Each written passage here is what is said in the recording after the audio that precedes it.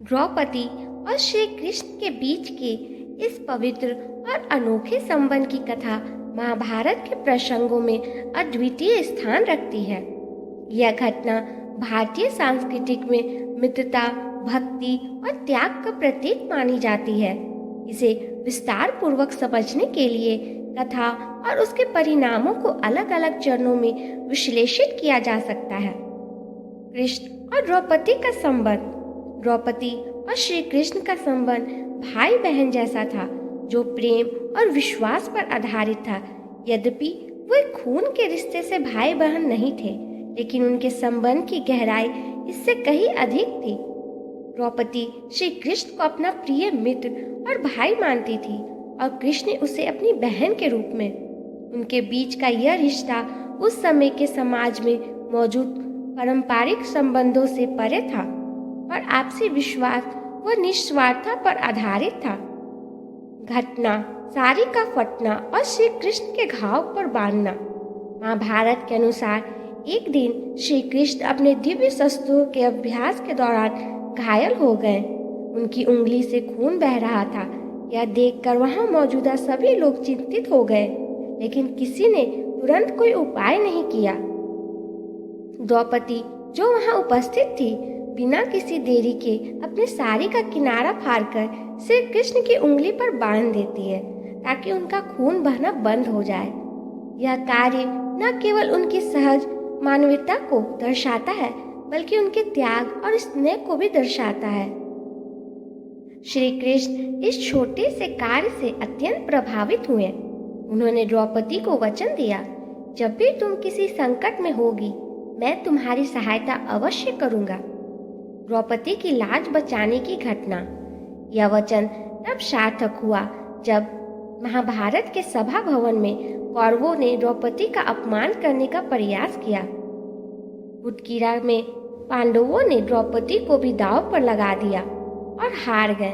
दुर्योधन के आदेश पर दुशासन ने द्रौपदी को भरी सभा में घसीटा और उनकी साड़ी खींचकर उन्हें अपमानित करने की कोशिश की।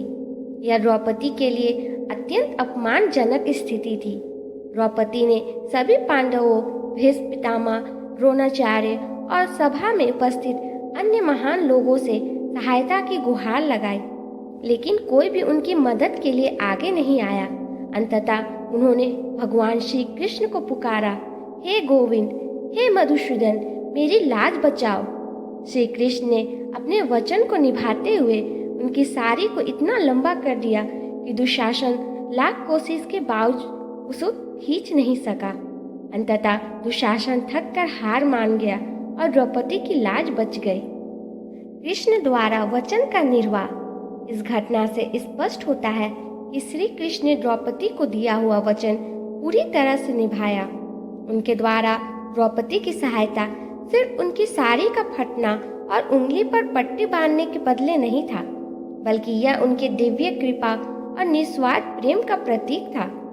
कृष्ण ने यह भी दिखाया कि जब कोई कार्य सच्चे दिल और निस्वार्थ भाव से किया जाए तो उसका फल भी उतना ही बड़ा और महत्वपूर्ण होता है।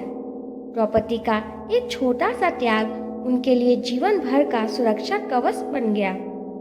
श्री कृष्ण और कर्म का संदेश। यह घटना भारतीय दर्शन और कर्म सिद्धांत का भी उत्कृष्ट उदाहरण है। श्री कृष्ण ने गीता में कहा है कि हर व्यक्ति को अपने कर्मों का फल अवश्य मिलता है। द्रौपदी का निस्वार्थ भाव और त्याग इस सिद्धांत को स्थापित करता है।